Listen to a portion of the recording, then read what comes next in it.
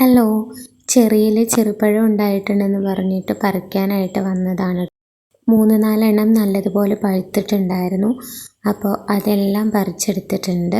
ഇത് സാധാരണ ചെറിയല്ല കേട്ടോ, അതിനേക്കാൾ അല്പം മധുരം കുറവാണ്. പക്ഷേ പറിച്ചെടുത്ത് കഴിഞ്ഞപ്പോഴാണ് മനസ്സിലായത് അതിൽ 2 എണ്ണം ബാക്ക് സൈഡിൽ കിളി കൊത്തിയിട്ടുണ്ടായിരുന്നു. അപ്പോഴതെല്ലാം കളഞ്ഞു. ബാക്കി 2 എണ്ണമേ കിട്ടിയുള്ളൂ. ഇത് കാണാനായിട്ട് തന്നെ നല്ല രസമുണ്ടല്ലേ. അബിയു ആണെങ്കിൽ വീണ്ടും പൂവിട്ട് തുടങ്ങിയിട്ടുണ്ട് കേട്ടോ. പക്ഷെ ഒരു കുഴപ്പം പറ്റിയത് എന്താണെന്ന് വെച്ചാൽ തേക്കിലേക്ക് കയറ്റി വിട്ടിരുന്ന പാഷൻ ഫ്രൂട്ടാണ്, അത് മുഴുവൻ അബിയുവിലേക്ക് പടർന്നു കയറി. പാഷൻ ഫ്രൂട്ടിൽ നിറയെ കായ ഉണ്ടായിട്ടുണ്ട്. പക്ഷേ എന്താണെന്ന് വെച്ചാൽ ഇതിങ്ങനെ പടർന്നു കയറിയാൽ അബിയു ഒടിഞ്ഞു പോകുന്നൊരു പേടിയുണ്ട്. കൂട്ടത്തിൽ മൂത്ത് നിന്നൊരു കപ്ലങ്ങയും പറിച്ചെടുത്തു. അച്ഛയാണെങ്കിൽ വാഴയെല്ലാം വെട്ടി നശിപ്പിക്കുന്ന തിരക്കിലാണ് കേട്ടോ.